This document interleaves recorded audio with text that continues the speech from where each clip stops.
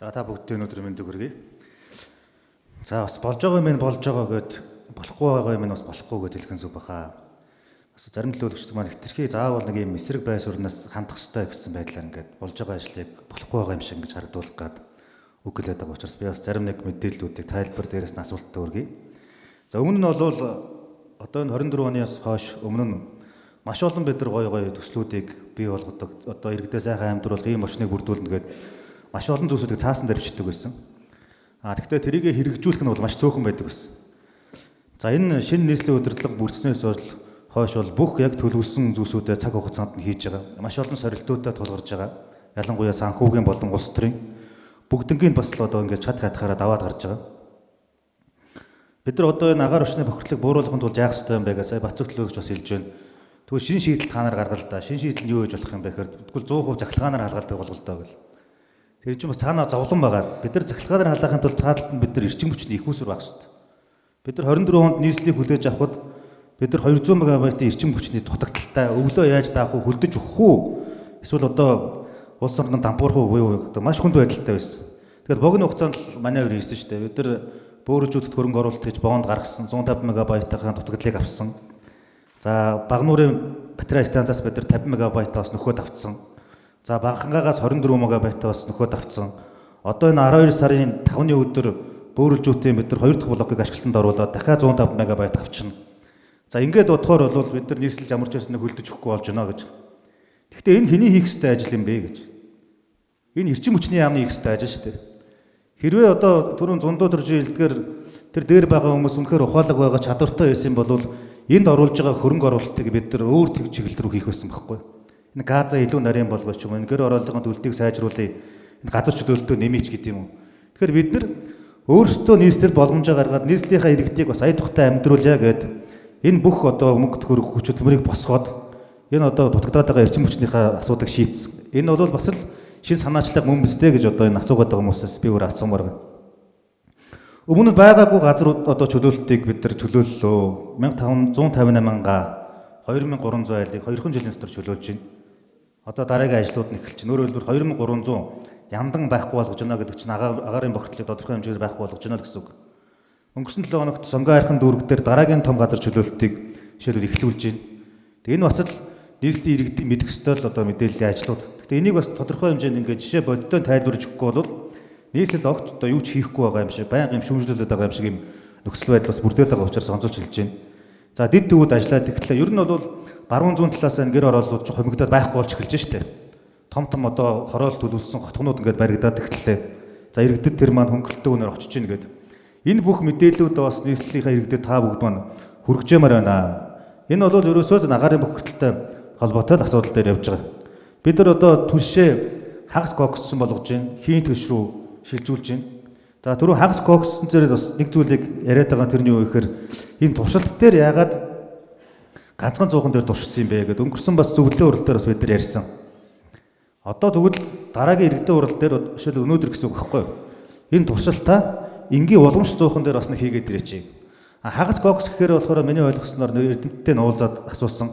Тэр шаталт халаалт нь бол маш өндөр юм байна. Тэгэхээр уламжлалт зуух энийг бас тисгүүгүй юу? Тэр айл дэлбэрүүл яах вэ? Тэр айл дээр Монгол гэрт байгаа уламжлалт зуух дэлбэрнэ гэдэг чинь тэр айлд байгаа гэрээсэж гарч чадахгүйгээр эрсдэлд орох ийм нөхцөл байдал бүрдэх учраас цагын тулгаас өмнө хүүтний ирж орохоос өмнө энийгээ туршиж үзвэл яасан бэ гэдэг зүйлүүдийг бас санал болгож ирсэн. Гэхдээ өнөөдөр бас орж ирэх болов гэсэн харамсалтай нь орж ирсэнгүй. За хийн түвшний бид нар бас тусдаа зуухтай болж байгаа юм байна лээ. Тэгээд энэ хийн түвшний зуух нь Америк стандартын зуух гэж мэдээлэл авсан. Тэгэхээр энэ зуухыг оруулж ирж байгаа зардал нь бас хаанаас гарч байгаа? Энэ тендер зарлагдаж байгаа эсвэл олон улсын тусламж одоо дэмжлэгээр орж ирж байгаа юу гэдэг мэдээллийг бас өгөөч. За 5 дугаар асуудал энэ дулаалгын асуудал бас байгаа. За дулаалга дээр бол би эсрэг байр суурьтай байгаа. Ягаад гэхээр одоо Монгол улс ч өөр ингээд халамжийн улс болчлоо. Одоо бүр нэг нэвтрүүлэг хүртэл байдаг шүү дээ. Энэ хорооноос хүү ирээд хашаа цэвэрлээд өгчихгүй бахтаа хүлээгээд ирдгүү гэдэг шиг. Тэгэхээр энэ дээр нөгөө урамшууллын системүүд нь болгоод хотын зүгээс одоо шаардлагатай стандартаа бол тэрийг биелүүлж байгаа одоо хүмүүсийн дулаалгыг хийж өгдөг ч юм уу. Эсвэл яг ажил тутам бигээд нийгмийн дадлага төлж байгаа хүмүүсийн дулаалгыг хийж өгдөг ч юм уу. Ийм нэг одоо загвар гаргаад ингээд нийслэлтэй танилцуулж яад юм бэ гэсэн нэг ийм саналуд байгаа. Тэгээд дахиад нэг бас асуулт байгаа юм. Тэн дээр нэмэлт нэг авч байгаа асууя. Нэмэлт минут. За утаа мэдрэгчдэр нэг асуудал байгаа юм. Түрүүн бас манай Мөнхбаатар дарга хэлж байна. Утаа мэдрэгч нь янз бүрийн байдлаар салж байна. Өөрөөр хэлбэл захиргааныхаа одоо их усрыг залгуураас салгадаг ч юм уу ингээд янз бүрийн нөхцөл байдлаар салж байна. Тийм учраас утаа мэдрэгч ажиллах угаас болоод эрсдэл бас үүсэх боломжтой гэдэг. Тэгвэл одоо бас тогны хязгаарлалтууд яваад байгаа шүү дээ. 3 дугаар цахилгаан станцд чи 2 удаагийн дэлбэрэлт гарцсан. Бас ингээд хацхруугаа орцсон байгаа. Хэдий одоо ингээд бөөрөлчүүд ороод нэмж байгаа ч гэсэн. Тэгэхээр хаас айгуул тогны хязгаарлалтууд явж байгаа. Айл өрхөдийн тогууд одоо өдөрт нь 2-3 цагаар ч юм уу ингээд тогтвол тасрах явдал бол ингээд энгийн үзэгдэл болцсон байна. Энэ үйл захиргааны хэрэглээ улам нэмэгдэх учраас тогны хязгаарлалт бас нэмэгдвэл одоо шинээр авж байгаа болон хуучин байгаа утаа мэдрэгчүүд маань тогн саллаа гэд унтарснаас болж одоо хохирол гарах вэ гэдэг дээр санаа зовж байна. Тэгэхээр энэ дээр бас дараагийн шинэ хувилбар нь ямар байдлаар орж ирэх юм бэ? Эсвэл одоо нөөц батарейтай байх юм уу? Энэ талаар бас нэмэлт мэдээлэл авъя. За баярлалаа. Нийслэлийн агаар орчны бохирдлоо тэмцэх газрын дарга Мөнхбаатар хариулъя. За Сэргэлэнбаатар төлөөлөгчийн асуултанд хариулъя. За туршилтыг бол бид нар бол ер нь бол олон төрлөөр бол хийж үзэж байгаа. За яг одоо нэг ярихад бол манай мидлингээр хийсэн шахмал түлшний зарим тохиолдол бол илчлэг нь 6500 хүрдэг тэм тохиолдол байдаг. Энэ маань нөгөө мидлингийнхаа гарцнаасаа шалтгаалаад.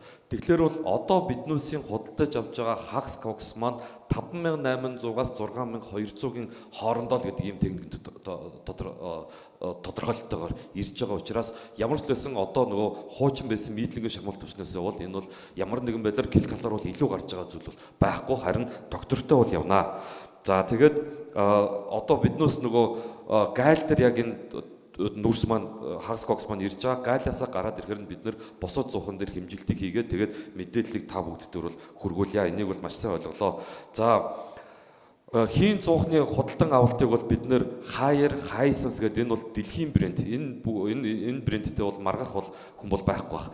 Тэгээд манай Монгол улсын одоо ахуй хэрэгэлдэг Монгол уламжлалт гэрт маань яг таарах зуухыг бид бүгд яг өөрсдөө Монголын инженерүүд хөгжүүлээд манай нэг Монголын зөвлөх инженер нь патент аваад тухайн тэр патентийнхаа хүрээнд Hisense-ийн инженерүүдтэй хөгжүүлж байгаа ийм зух байгаамаа. Тэгэхээр энэ зухыг бол бид нэр шууд худалдан авалтыг бол гэрээ хийж байгаа. Харин бүр Hisense гэдэг компаниуд ямарваа нэгэн байдлаар манай нийслэлээс мөнгө төгрөг авахгүйгээр өөрсдөө энэ чинь хөгжүүлээд хэвээ гаргаад ингээд хөгжүүлээд хамтарч ажиллая. Улаанбаатар хотын утааны эсрэгийн том төслийг бол бид нэр хэрэгжүүлэхэд бол бас таатай байна гэдэг байдлаар нааштай хүлээж аваад ингээд энэ хамтарсан туршилтынхаа юугаар бол хөгжүүлээд явж байгаа.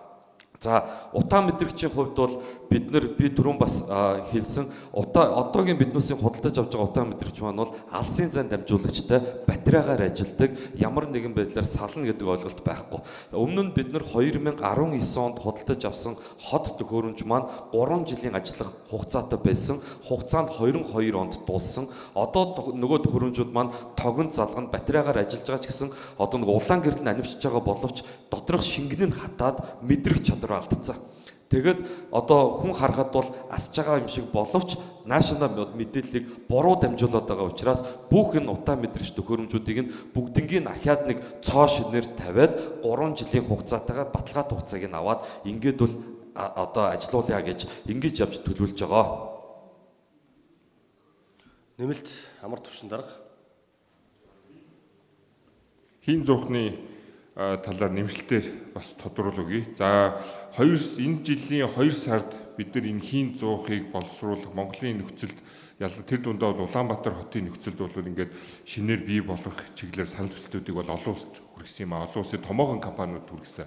За тэр нь бол жишээлбэл Солонгосын Samsung, LG, Японы Toshiba, Sharp, за тэгээ нөгөө Туркийн Hansa гэх тэ ерөөхдөө ийм ахуйн бараа үйлдвэрлэдэг дэлхийд нэртэй алдартай компаниуд бүгдийн саналыг өгсөн.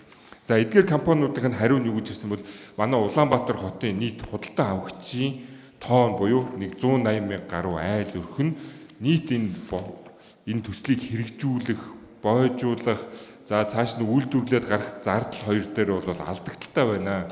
Зах зээл нь бол бага байна гэдэг утгаар бол ингээд татгалцсан байгаа. За энэ ч зөвхөн Бүгднайрамд Хятад ард улсын Hisense компани бол энэ дээр бол ажиллая. За энэ дээр бол ингээд хамтарч ажиллая гэсэн үндсэн дээр бол энэ ажлыг бол хэрэгжүүлээд явж байгаа.